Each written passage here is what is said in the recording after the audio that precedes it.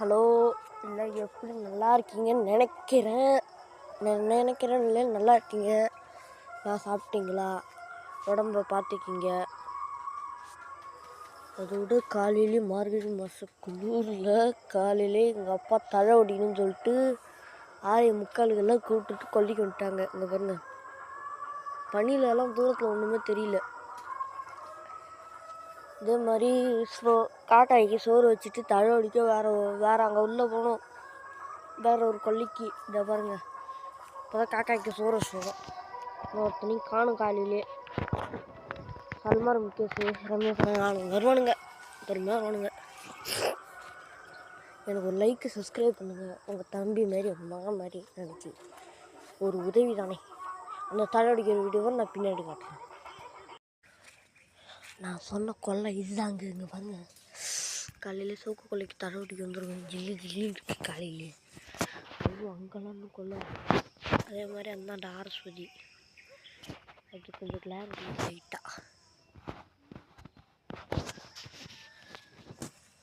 இங்கே பார்த்தீங்கன்னா இங்கேயும் கொஞ்சம் ஆரஸ்வதியில் கடலை போட்டுருக்காங்க. நினைக்கிறேன் கடலை போட்டுருக்காங்க. அங்கே பாருங்க,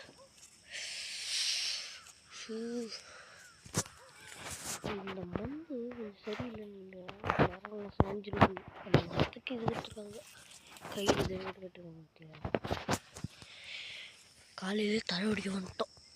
பாருங்க எப்படி இருக்குன்னு.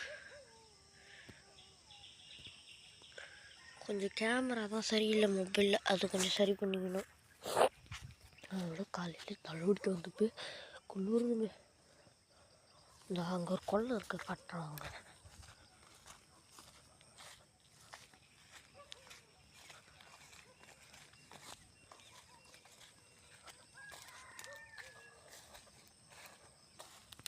இதில் தான் அன்றைக்கி ஒரு நாள் ஞாயிற்றுக்கிழமை தழை அடிச்சிருக்கோம். பாருங்கள், ஞாயிற்றுக்கிழமை அன்றைக்கி தழை அடிச்சிருக்கணும்.